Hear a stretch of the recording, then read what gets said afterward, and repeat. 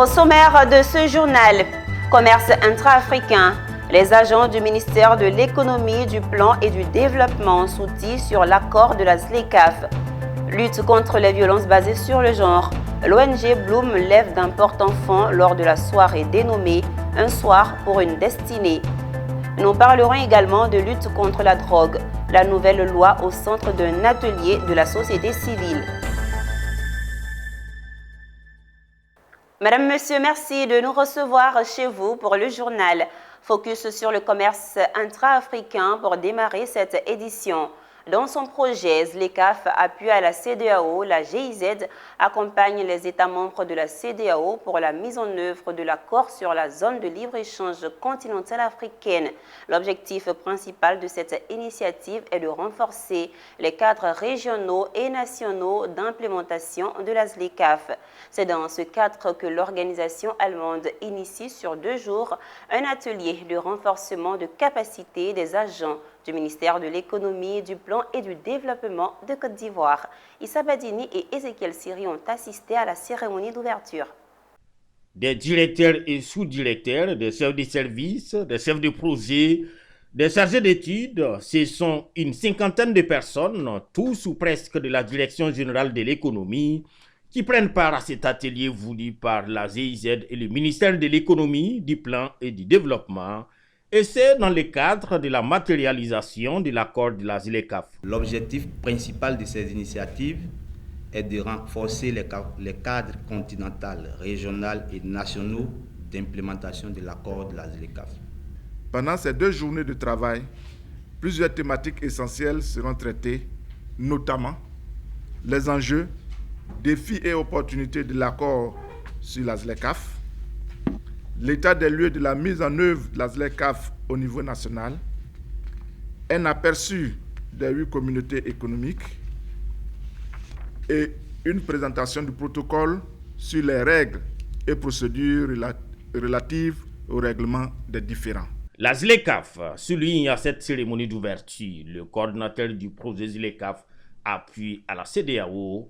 C'est l'opportunité d'un accroissement de 400% du commerce intra-africain et un marché vaste de près d'1,5 milliard de consommateurs. Un ZLECAf dont la mise en place effective reste cependant confrontée à des défis. Logistique, infrastructure, libre circulation des biens et personnes, cadre juridique, selon le secrétariat exécutif national qui se félicite de l'initiative de la GIZ.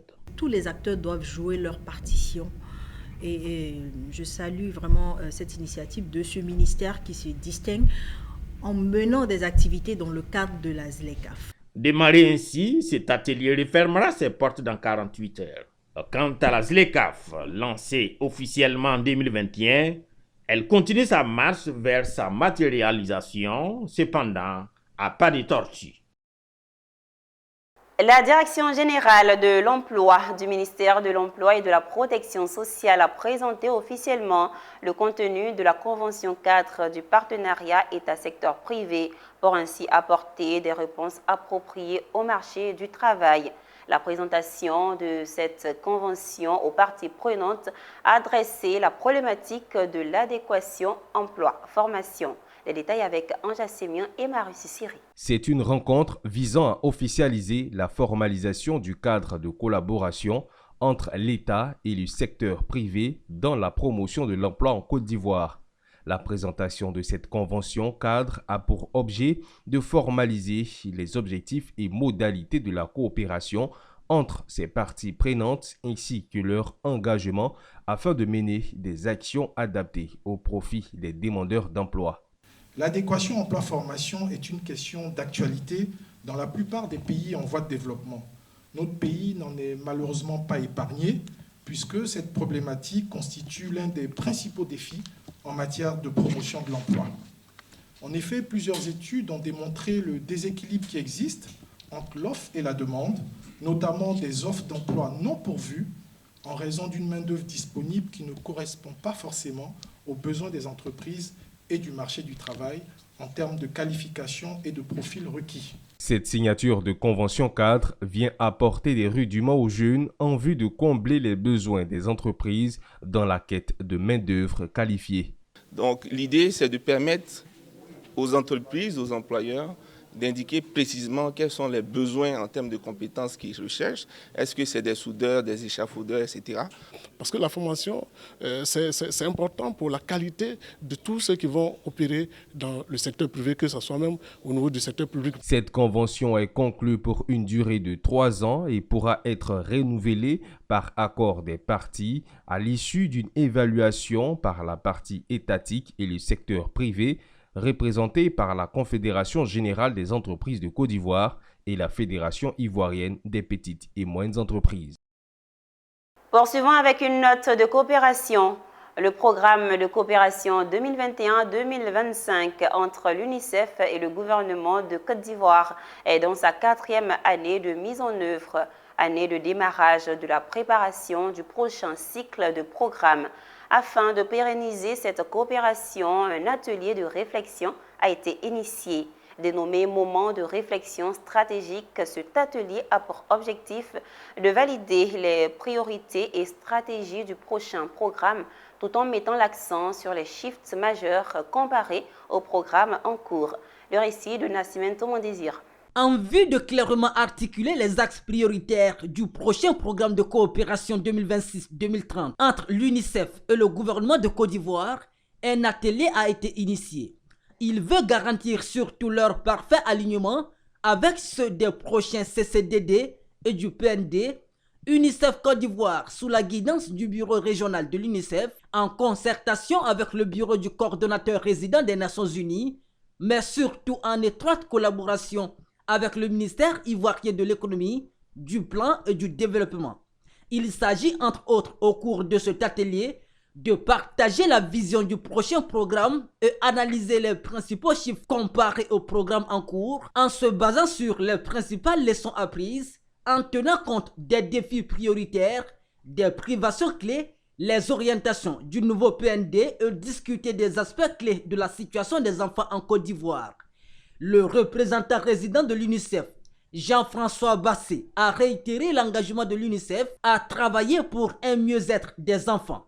Conclusions et recommandations issues de ce moment de réflexion stratégique permettront certainement d'affiner la vision stratégique du prochain programme au regard également des risques et des opportunités qui se présenteront à nous. Comme vous le notez avec moi, la mise en œuvre du programme de coopération entre le gouvernement de Côte d'Ivoire et l'UNICEF a contribué à faire évoluer positivement les principaux indicateurs socio-économiques retenus dans le cadre du Plan national de développement 2021-2025.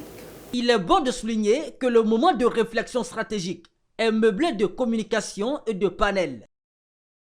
Les entreprises citoyennes de Côte d'Ivoire engagées en faveur de l'éducation inclusive ont organisé une table ronde des partenaires. Cet événement visait à renforcer la compréhension de leur initiative et à expliquer le fonctionnement du mouvement des entreprises citoyennes. L'objectif était également d'examiner les mécanismes de rapportage et de contrôle au sein des entreprises pour garantir la mise en œuvre effective de ces engagements sociaux. Alan Itoua et Richard Akeke.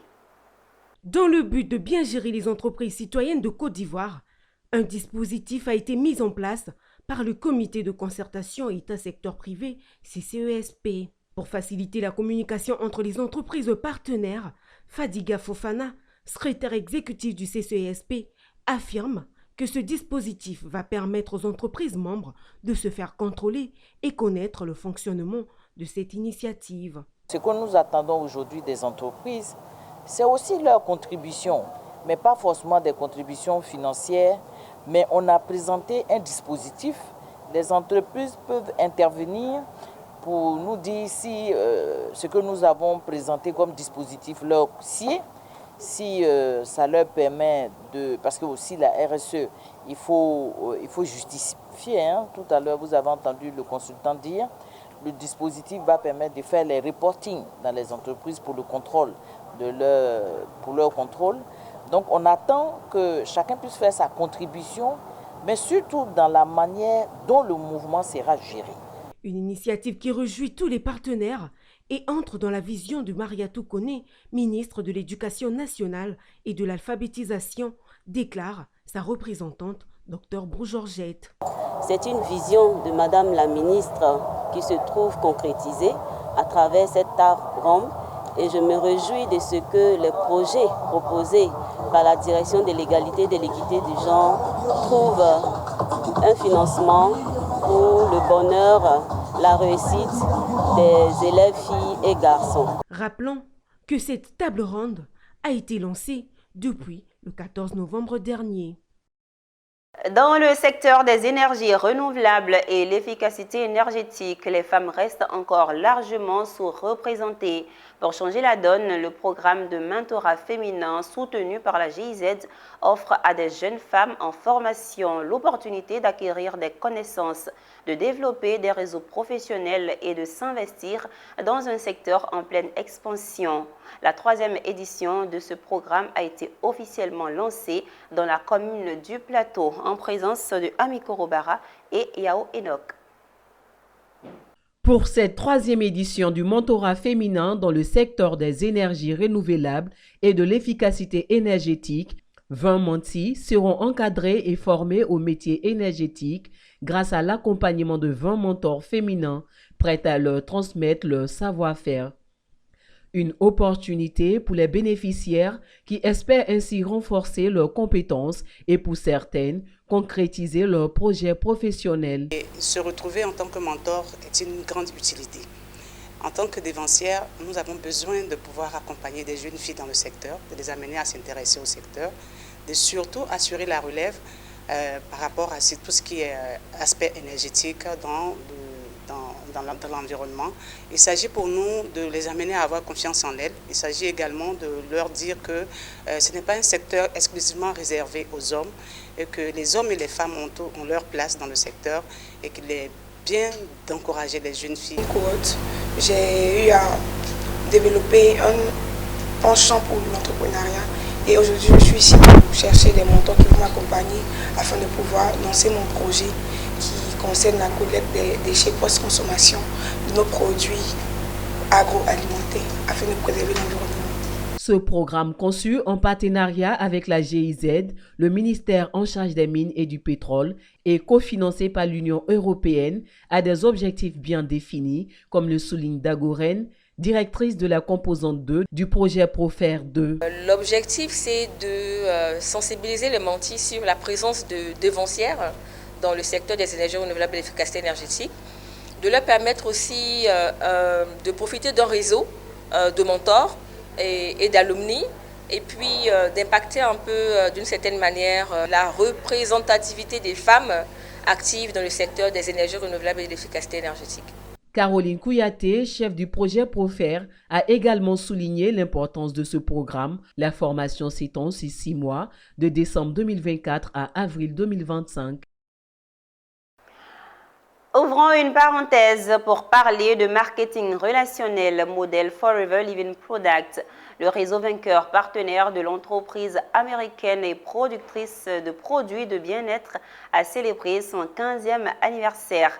15 ans de bien-être physique et financier pour le fondateur Augustin Zinsou Baguidi et ses membres à travers la consommation et la recommandation de compléments alimentaires. À l'orée de cette célébration, un déjeuner de presse a permis aux fondateurs de faire le bilan et les perspectives. Le commentaire de Alan Itoua.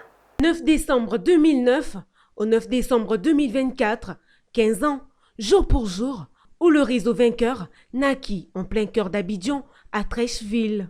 Depuis ce jour, son fondateur Augustin Zinsou Baguidi, Justine Baguidi et les autres membres ont accepté le modèle de business de l'entreprise américaine Forever Living Product. Plus d'une décennie après, quel est le bilan et les perspectives? C'est à cet exercice que l'homme surnommé créateur de millionnaires s'est consacré devant les hommes de médias nationaux et internationaux. Celui qui a atteint le grade de manager diamant dans le plan de carrière Forever Living Product a présenté les différents challenges réussis par lui et son réseau avec 127 000 membres, soit 127 000 opportunités d'emploi créées à travers ce canal. Nous avons présenté que notre réseau compte plus de 15 000 personnes qui ont passé la barre du SMIC et parmi lesquelles nous avons quand même quelques fortunés là-dedans. C'est vraiment beaucoup et dans la vie de l'homme, dans la vie d'une entreprise, dans la vie d'un pays. Nous avons comparé pratiquement le nombre de personnes que nous avons à la ville de Bassam par exemple. Nous faisons plus de 120 000 personnes alors que le Bassam est autour de 84 000 personnes. S'agissant des perspectives, les membres du réseau vainqueur veulent agrandir leur cercle d'affaires à l'horizon 2040 à 1 million de membres, avec à la clé 10 000 millionnaires. Nous avions parlé de la communication que nous aurons à l'Hôtel Ivoire ce 21 qui concerne deux catégories de personnes. La première catégorie, ce sont les jeunes qui aujourd'hui sont en quête d'emploi et voilà, montrer quelle entreprise, dans quoi il faut se lancer. Pour continuer à partager le bonheur, le fondateur du réseau vainqueur a procédé à un don de 1 million de francs CFA, comme il en a l'habitude, aux enfants admis au centre de cardiologie de Trècheville. Il a saisi l'occasion pour inviter le grand public à 2 grandes conférences le 21 décembre 2024 au Sofitel Hôtel Ivoire d'Abidjan.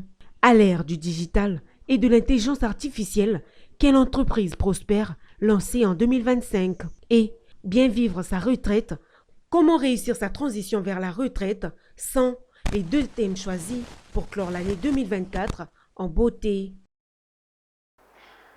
Ouvrons un chapitre sur la lutte contre les VBG, violences basées sur le genre. Après la première année à succès en 2023, l'ONG Bloom, qui lutte contre les violences basées sur le genre en Côte d'Ivoire, a organisé un dîner de gala de charité au Radisson Blu d'Abidjan, dénommé « Un soir pour une destinée ». Au cours de cette soirée, plusieurs objets de valeur ont été vendus aux enchères afin de permettre à l'ONG de réaliser son rêve, celui de construire un centre d'accueil à Diokoui. Pierre Tebeu et Wilfried Yao.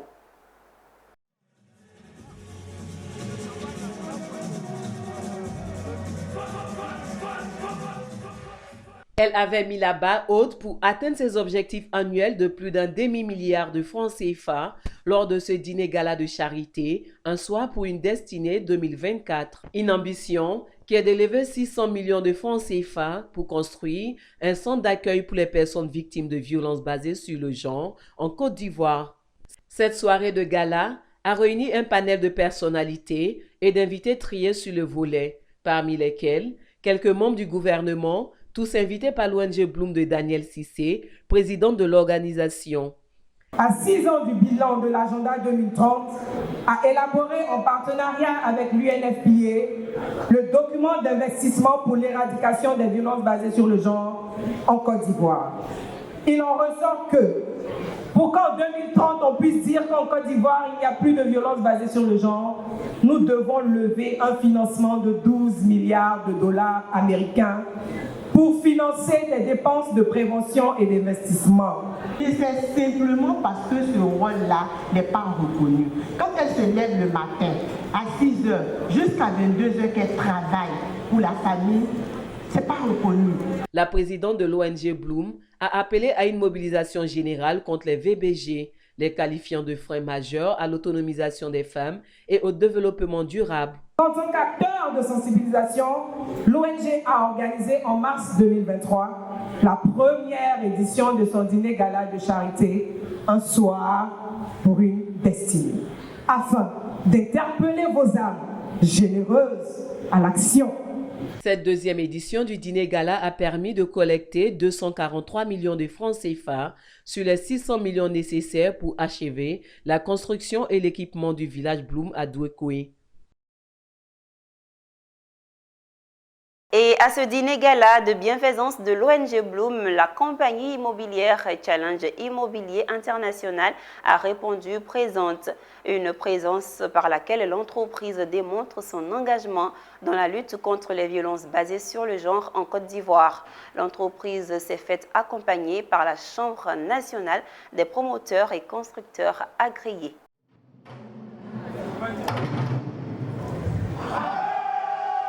Elle a démontré son engagement en tant qu'entreprise citoyenne à faire de la lutte contre les violences basées sur le genre son cheval de bataille. La compagnie immobilière Challenge Immobilier International, dîner gala de bienfaisance organisé par l'ONG Bloom. Lors de cette soirée de charité, Abiba Yeho, directrice des affaires administratives et financières qui représentait le PDG Yamoussa Koulibaly, a mis en lumière l'importance accordée aux femmes au sein de son entreprise. À Chimenter, nous disons qu'aucune personne ne mérite d'être violentée et que cette belle initiative qu'a pris Madame Danielle Cissé permet aux personnes en situation de difficulté d'avoir un espoir et de rêver à un avenir meilleur. Pour sa part, Sako Yusuf, directeur général de l'entreprise Sako et Fils, représentant Siriki Sangaré, président de la Chambre nationale des promoteurs et constructeurs agréés de Côte d'Ivoire, a salué l'engagement de l'ONG Bloom. Je dis que la violence basée sur les gens est toujours des gestes qui, disons, ignobles. Voilà, donc la Chambre est toujours contre les violences basées sur les gens. Chim Inter est une entreprise citoyenne présente à Abidjan, Yamoussoukro, Bouaké, Korogo et dans la région de la Bagoué. Parlons toujours de lutte, cette fois contre la drogue. Promulguée depuis 2022, la nouvelle loi sur la drogue semblerait être mal comprise, d'où son mal à être appliqué. Ce constat a été fait par certaines organisations de la société civile et c'est pourquoi l'ONG Espace Confiance, en partenariat avec le Conseil des organisations de lutte contre l'abus de la drogue en Côte d'Ivoire, a organisé un atelier de renforcement de capacité de ses forces de sécurité sur la nouvelle loi contre la drogue. Le reportage de Philippe Zabo et de Richard Akeke. Datant de 1988, l'ancienne loi sur la drogue a été remplacée en 2022 par une nouvelle loi moins répressive et obéissant aux standards internationaux. Malheureusement, elle semble être peu ou méconnue du grand public en général et des forces de l'ordre en particulier, d'où l'importance de l'atelier organisé par des organisations de société civile pour renforcer les capacités des forces de l'ordre. Depuis 1988, nous avions donc une loi qui pénalisait donc l'usage, la consommation des drogues. Et aujourd'hui, nous avons une loi qui pénalise encore plus, on va dire, les personnes qui vendent, qui produisent, qui donnent, on va dire, la drogue. Mais en ce qui concerne donc l'usage même de la drogue, il y a cette possibilité-là pour l'usager de drogue, soit de faire 1 mois de prison ou bien aller donc dans les soins que nous appelons l'injonction thérapeutique, qui se fait donc dans les centres de santé tels que les nôtres. Je veux parler de Espace Confiance à travers donc le centre d'accompagnement et de soins en addictologie. Ce qu'il faut retenir, c'est que les personnes usagères de drogue sont des malades. Et donc, comme tout malade, ils ont besoin d'une prise en charge au niveau médical, au niveau psychosocial et même au niveau de la réinsertion, de tout ça. Cet atelier va permettre véritablement aux agents chargés de l'application de la loi d'avoir un autre paradigme, une autre compréhension de la loi. Une trentaine de personnes, en majorité des gendarmes et des policiers, ont pris part à cet atelier. Autre information. Sous l'impulsion de l'Association des femmes de la nouvelle parfumerie Gandour et le soutien de la Direction générale, les mois d'octobre et de novembre au sein de la parfumerie ont été marqués par des campagnes de sensibilisation et dépistage contre le cancer du sein et du col de l'utérus et le cancer de la prostate. Une série d'activités en faveur du personnel a pris fin par une marche collective suivie d'une séance de fitness. Les dirigeants de la nouvelle parfumerie Gandour étaient de la partie.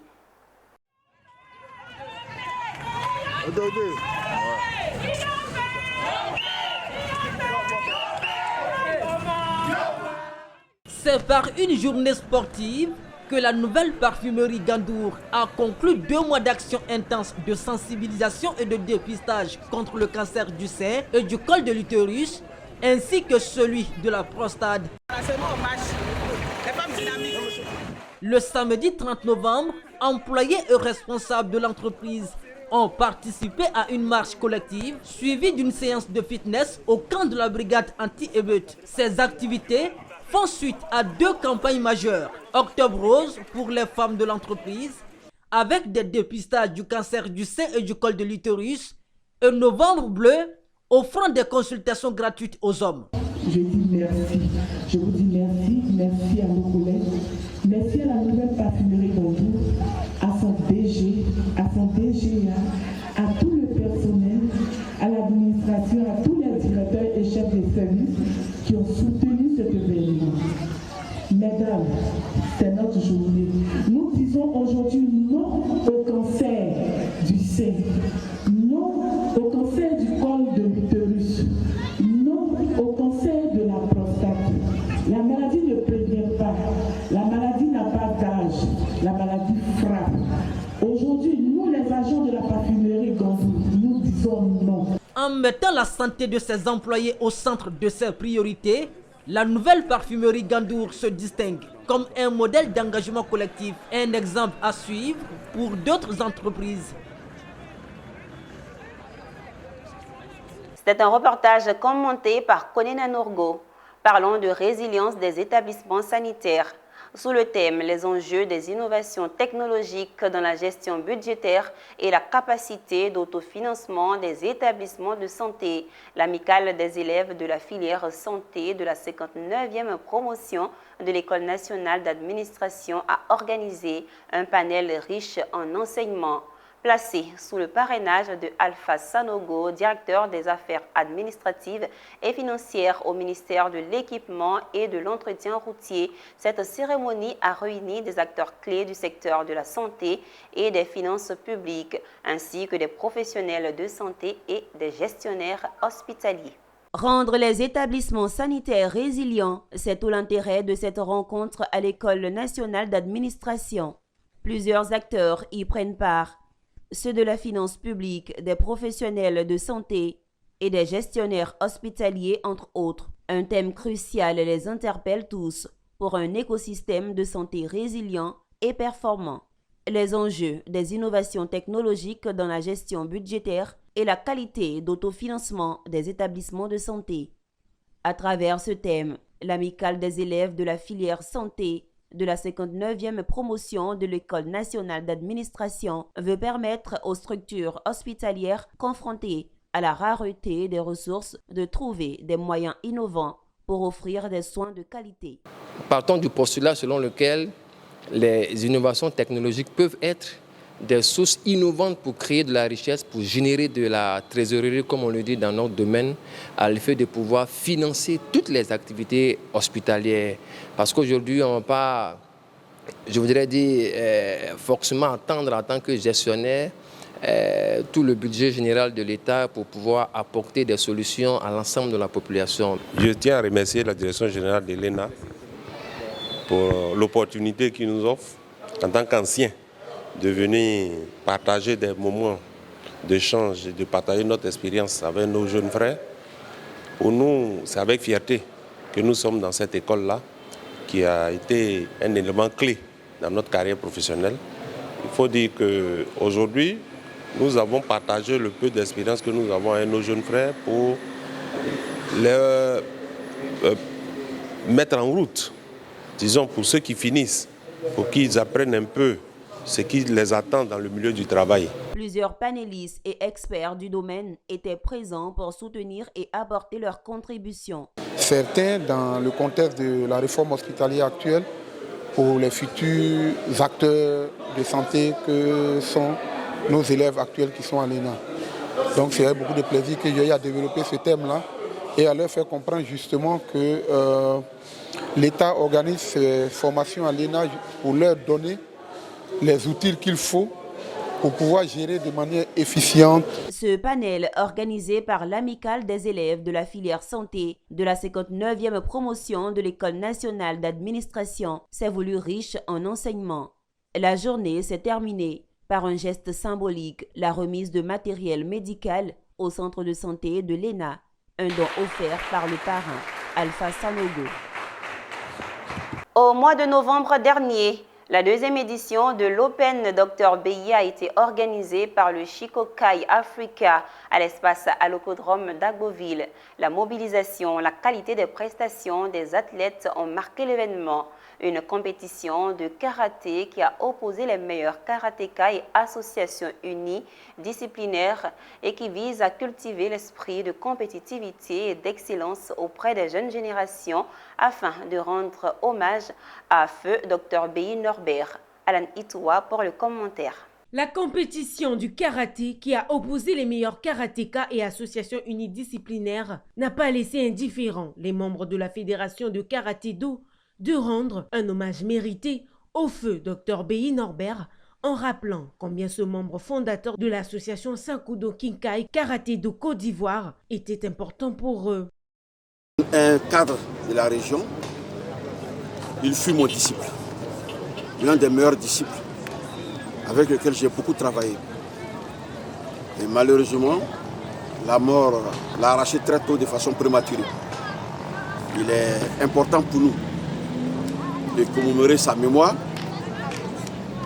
de lui rendre hommage à sa mémoire en organisant cet Open à son nom. Émue et reconnaissante pour cet hommage rendu à son défunt mari, BI Fabienne a exprimé sa gratitude aux organisateurs de cet Open. Karaté, il a tellement aimé ce tas que vraiment lui-même il a préféré même créer une école de karaté et que de temps en temps je l'accompagnais pour faire des cérémonies au niveau des centres suisses.